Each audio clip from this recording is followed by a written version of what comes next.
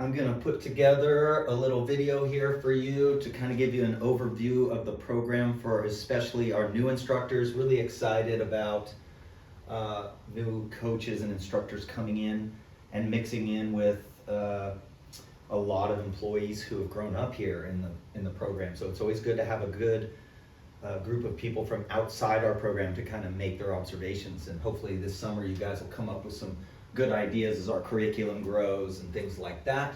I'll try to make this quick. You're gonna get a lot of information next week in the training, Monday through Friday. And so I don't wanna go on too long here. Just some foundational things and ideas for teaching over here and some, help you understand the big picture a little bit. Sea urchins are our youngest kids, right? 3 kids and an FJ with a coach. Our deal there is to break fear and to hardwire them. So break fear. They won't tell you if they're fearful, really. Some won't. And hardwire them. Hardwire them with up, down, trim, ease, having them steer the boat, having them trim the sails, the right amount of time. We definitely want to avoid in sea urchins coaches being on the tiller all the time. Try to get the kids sitting on the rail, try to get them steering a little bit, have the hand of the instructor back there, you can help them, but try to get them doing some of the work. We're calibrating them, we're getting them to go every different direction, and they do a little bit of steering, a little bit of trimming, and a lot of fun. Here we go, then we go into beginner sabbats. That's pretty much a minimum of 8 years old. We have some younger kids than that at my discretion or at our discretion. If they've shown no fear in a sabbat, they've shown us that they can sail a sabbat. Somebody younger than 8 could get in if they can show us they can sail a sabbat and they're not afraid of it. Afraid to the point where they want to quit. Step 2 is intermediates. Okay, we'll cover the curriculum, the checklist system that we have. Then the kids, once they can demonstrate that they pass those 2 checklists for those classes, they go into what's called pre-C3, so that's the learn to race. And we want them to learn to sail the course before they learn to race. So we don't really teach them starting immediately, the 3-minute system. We teach them how to go through the start line and around the marks without any help. That's what we're trying to get them in a rhythm of doing the course and then bringing in the competitiveness of starting and 3-minute systems and all these different strategies and tactics. Then they go into C2, C3. Okay, so this is learn to race racing fleet. And then if you qualify, you move up to C2. And then our Sabbat Nationals team, there's a few kids in here, C2, C3s, that'll do Sabbat Nationals, but very few. Most of our Sabbat Nationals team will be A, B, and C1 Sabbat race team. And then all of this leads to a bunch of other things. Novice double-handed is 2 steps. Step 1 and step 2, a checklist of skills. Once they get through that, in the fall and the spring, we teach them how to fly spinnaker and hand trapeze and do some trapezing. But novice double-handed in the summer, really important class. It'll be a mix of kids who really want to sail and learn and other kids that are there for more of a summer camp, so that's okay. We're trying to teach them there. And then we've got adventure sailing in the summer, great program.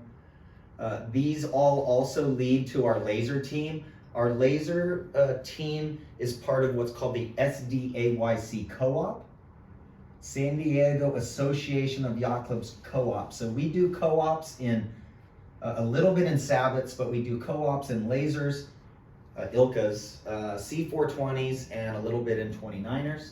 Co-ops are where all the yacht clubs get together. They pay their own yacht club tuitions for their programs, but then we all get together in the same location with the same coaches. We have a C420 racing team. There'll be a co-op this summer for 8 or 9 days. We have 29er class. We don't do much, but we'll be doing something August. It's called a training camp. It's to take kids that aren't ready for 29ers, like Sabbat sailors, and we teach them. We put them in boats with really good people, and they do a little training camp in 29ers. So it's put them in with like youth world medalists and go out there and learn how to sail a 29er. So all of the Sabbath stuff leads into these other programs, and HPYS is High Performance Youth Sailing. They are a separate group that subsidizes coaches and clinics in addition to what we provide. So if you hear about HPYS, also there's some limited J22 sailing going on too this summer, and you coaches could get involved in some of that too. So there we go. So that's a quick overview of classes and kind of themes there a little bit. Overall, we've had a really good year. Let's see, the positivity of the coach's ability to connect to kids.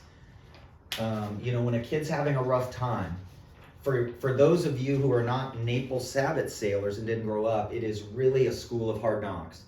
And we've all been stuck in Sabbaths, struggling to make them go. And so all of that communication, you guys, and the connections you've had with the kids are really good. I think all the kids' results are good. And I think we're all teaching the right things on sportsmanship. We still have work to do on that. Our challenge at San Diego Yacht Club is that most of the time, some of these kids' toughest competitors are their close friends. And so, that's the challenges of competition and friendships and everything. So great connection with the kids and helping them manage those types of things. I think everybody's doing a good job rallying around getting the coach boats onto trailers at the end of weeks or putting boats in, things like that. Next week, everybody will get the guidelines for cleanup, how we're going to make sure the buoys and the coach boats and the property and the classrooms are all maintained properly. Okay, so let's go to the fundamentals of the program. Number one is, there's two number ones. Duty of care and retention. So our number one deal at the Yacht Club is that we are taking care of kids. Everything stops. Budget meetings, talking about last week's birthday party, whatever it is. Oh, coach boat maintenance. All of that turns off before the kids arrive for sailing class, and the moment they arrive, they're under our care. The parents can trust that the kids are being watched or at least paid attention to. Number two is retention. We want kids to come to the Yacht Club. Not all kids are going to want to be in the sailing program. Sometimes the Yacht Club, just swimming and running and jumping in the bay and fishing and all that, that's more fun to some kids. So then they get in our structured environment, and maybe it's not quite so much fun. So you will get the kids that we still want to come to the Yacht Club who aren't in the sailing program. So retention to the Yacht Club. We want kids to want to come to the Yacht Club, and hopefully retaining them in our sailing program. The hardest transition from there is from the C3 race level up. This is C3 racing is what causes most kids to quit sailing. So we have to make it more than just the competition. We have to make it the challenge of getting around the course, improving, getting through the checklist so they feel like they've achieved something. There's more to it than racing, and this is where we lose most of our kids. It's not a good ratio. Out of every 100 kids we get, we don't keep very much. So big time goal, retention.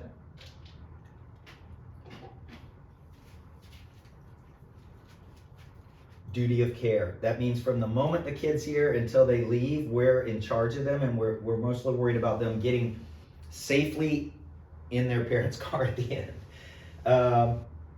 We remember, number two rule here for teaching is something special. There is something special about every kid.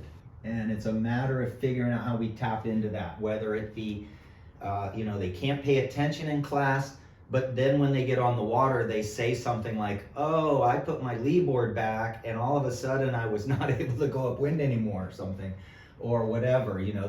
They're in those minds. there is often something special. It often comes from the kid who's not that competitive, doesn't really want to compete. So remember that. Something is special about every single kid. Okay. The next one is to remember. Okay. If you're a Naples Sabbath sailor, remember your struggles. Remember your days of it being in irons.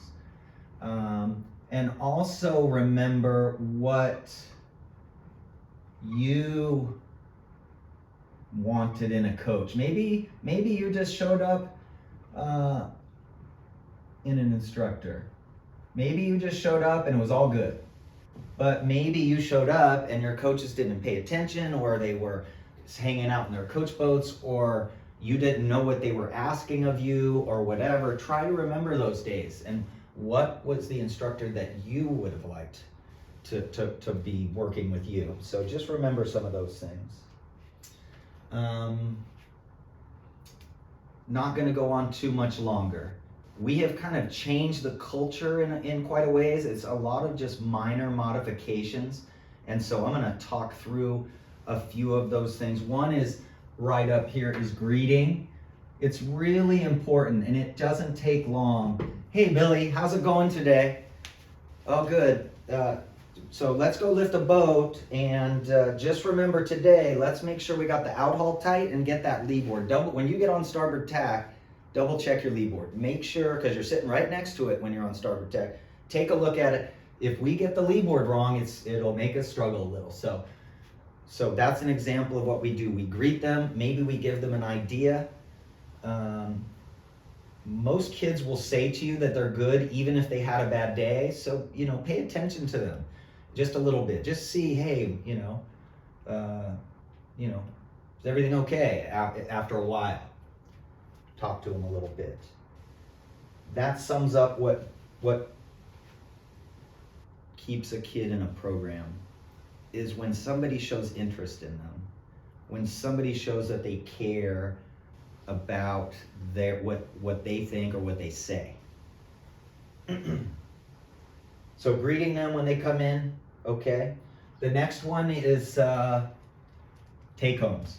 They should take home 2 or 3 things every day that they could tell their parents about.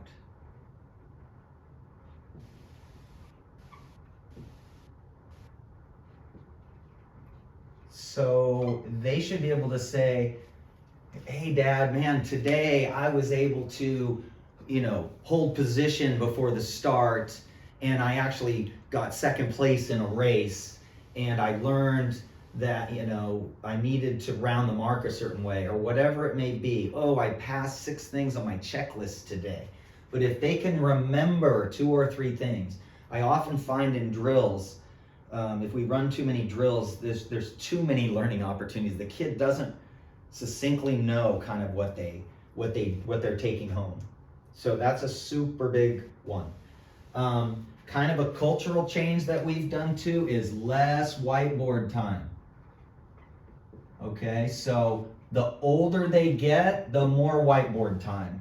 The younger they are, so we're going 15 minutes. So what we're doing here probably, especially for the younger kids, is we've got games, traditional games that we play down here on the grass, then 15, maybe 20. And then it's either bathroom breaks or go to your boat and make sure it's in the water, whatever it may be. We are going less whiteboard time, okay? Overall, we're not doing 45-minute debriefs for 8 to 12-year-olds. Unless that 12-year-old is on the Club 420 race team, we're not doing it, okay? So less whiteboard time. Use the proper terms, okay? Use the proper terms. Up, down, trim, ease, cruise. We use the word cruise for going straight. Tiller towards you a little bit, don't use that too much. Tiller away from you a little bit, don't use that too much. All the proper commands for the 420s, the guy, the sheet, the spinnaker pull, the topping lift, all of those proper terms, okay? Let's see, we're almost done here. With less whiteboard time, quicker on the water, just a little quicker. We've made great improvements, but we really have to be careful about kids show up at 9 and it's like 10:45 when we leave the dock. That is, for a child, that is way too much downtime.